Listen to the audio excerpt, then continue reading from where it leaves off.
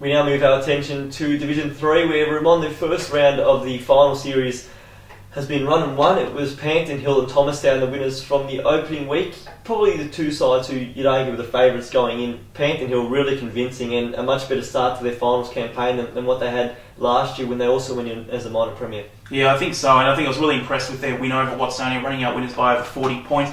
It was a big turnaround from last season. Remember, they got thumped against Moona at second semi. It wasn't the best way to go into the grand final. Eventually they did, but it was a fantastic win to Panton Hill, and I think they're going to be really hard to beat in the grand final. Look at the total scoring shots from the game, and it gives you a picture of probably how dominant they were. 34 scoring shots to 15. Wasted a lot of chances, particularly early on, and then really late once the game was already won. A few injury concerns. Nathan Hendry went down with an ankle injury, and last week it was revealed in their club notes that he was leading their BNF count at the halfway mark of the year. So that's a massive blow if he doesn't come up in a fortnight's time. Obviously the week's rest this week. Callum Still also took a really good mark and then came off with a thumb injury. So two players who will have their fitness tested in the next 2 weeks to see if they can potentially come up for the grand final.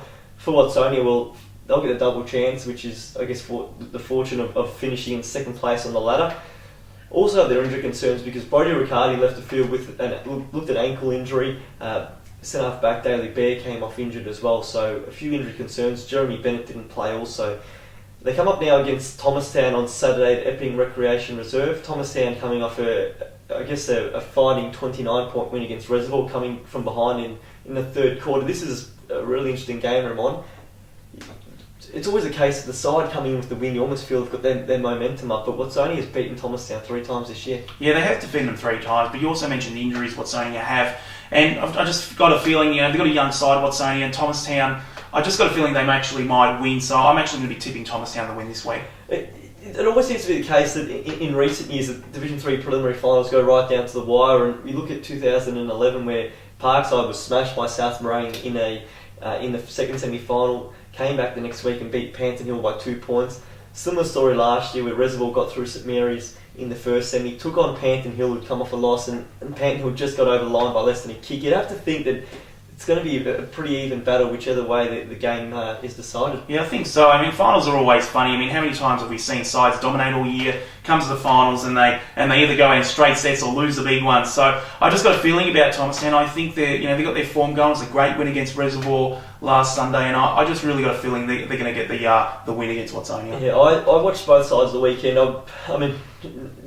Watsonia beaten by a better side, there's no doubt about that, but I just worry with those injuries as well, and if Bennett doesn't come up and Riccardi doesn't come up, that's their 2 leading goal kickers gone, and they kicked 8 goals at the weekend. 3 of them came from Kidd, who kicked 5 goals in the lead up, so he kicked 3 on the big stage, but you just think where the goals might come from.